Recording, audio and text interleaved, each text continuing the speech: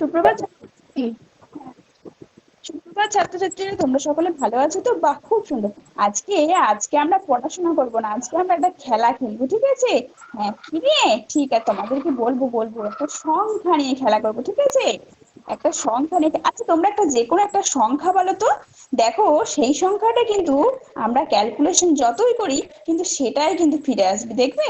আচ্ছা বলো তো, তোমরা একটা যে কোনো একটা সংখ্যা বলো তো। আচ্ছা, কি বলছো? 2।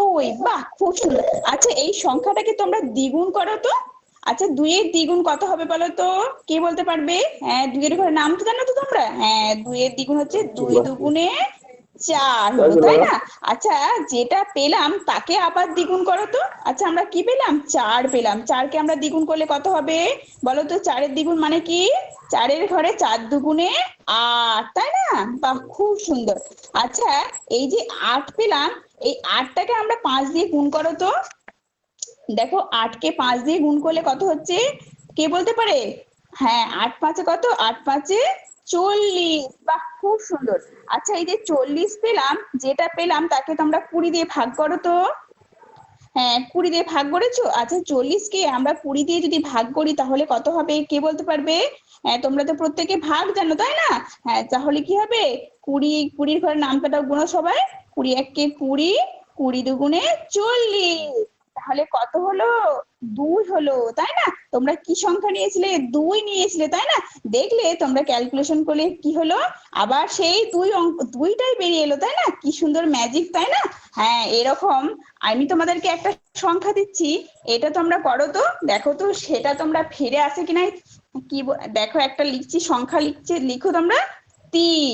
হ্যাঁ, দেখো তো 3কে তোমরা দ্বিগুণ করো তো। হ্যাঁ, 3 দুগুণে কত হচ্ছে? 6। বাহ, খুব সুন্দর। আচ্ছা, যেটা পেলাম তাকে আবার দ্বিগুণ করো তো। হ্যাঁ, 6 দুগুণে 12। বাহ, খুব সুন্দর। আচ্ছা, যেটা পেলাম তাকে মূল সংখ্যার সঙ্গে যোগ করো তো।